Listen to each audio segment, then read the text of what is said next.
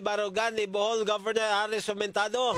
Gawa siya sa laod sa nabuhat nunot sa isyo sa Captain's Peak Garden and Resort dito sa Bayan, Bohol.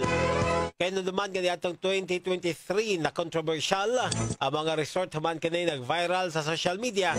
Kaya gitukod mismo nga sa Chocolate Hills dito sa Bohol ang mga resort nga usa ka protected area unta. Gumikan nini gisuspenso sud sa unang kabuan sila si Governor Aumentado uban ang pipila ka mga mayor o mga respondents. Karong bago ni pagawas ang ombudsman ng resolusyon diin girekomendar sa ahensya ang pagpasakag kriminal nga kaso batok ang Aumentado. Lakip nga pasakahan og kaso sa paglapas sa Republic Act number 3019 kon Anti-Graft and Corrupt Practices Act. Ang duha ka mga kanhi gobernador sa probinsya o uban nga mga public officials sa gipagawas nga pamahayag ni Governor Aumentado sa social media. Giandam na nila ang pagdusog motions for reconsideration nang hinaot siya nga tukion pagbalik sa ombudsman ang mga resolusyon aron dili i-appeal sa kaso ang mga way sala sa maong isyu.